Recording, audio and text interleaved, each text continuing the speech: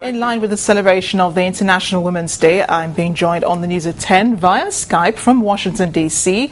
The Vice President of the World Bank, Dr. Obi Ezekwesili. She's Vice President, World Bank Africa Region. You're welcome to the news at 10. Hi. Well, we've known for a long time, of course, that women do play a very important role when it comes to the development of a nation's economy. Is that role still relevant today? Oh my goodness, it would always be relevant for every nation to maximize the opportunity that it has by utilizing all of its human resources. But the theme for this year's Women's Day is about women empowerment. So this period when economies in the world are struggling, how well can women help nations develop economically?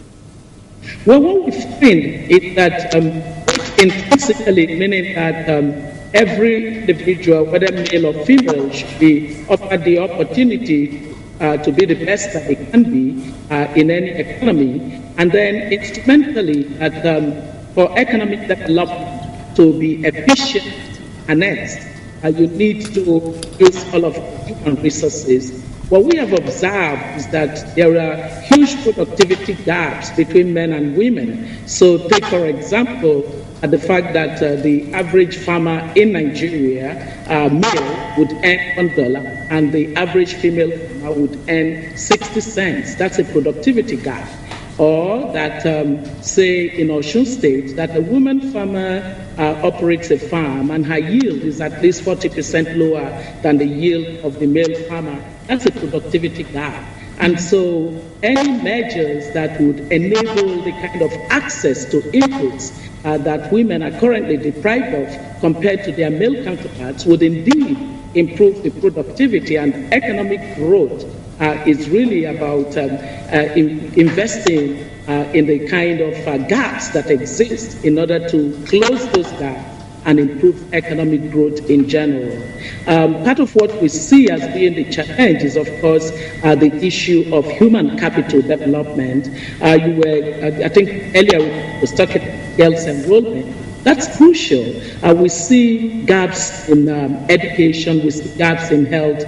Take a typical case of, say, a state like Sokoto, where you've got 27% female literacy, compared to national average of 67%. That's a huge gap, and it will show up in productivity gaps. Well, you're vice president of, sorry to interrupt, but you're vice president of the World Bank. Many women would love to take up leadership positions, and we find fewer and fewer of them actually being allowed and given the opportunity to do this. What are some of the challenges that you've experienced, that you've noticed are still prominent as women try to take up leadership positions? I think it's the basic preparation. Part of what you would recognize is that in a country like Nigeria, for example, the Constitution guarantees both the males and the females the equal rights in terms of access to opportunities in education. But when you look at the entire political space in Nigeria, we have just about 4% of the parliament being women. Compare that to a country like Rwanda, where some 56% are women.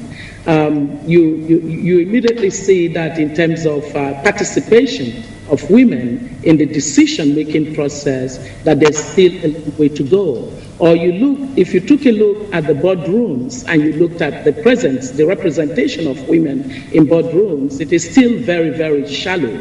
And so what you have to think of is how you can, through deliberate policy, without compromising standards, because the idea of including women in the development process is not meant to be some tokenism or some soppy sentimentalism of saying, let's try to have women. No, that's not it. I think the issue is, if you've got a significant population, some 50% of your people being women, if you maximize the use of your men without including your women in the development process, if you use 50% efficiently, what you're going to get is 50%.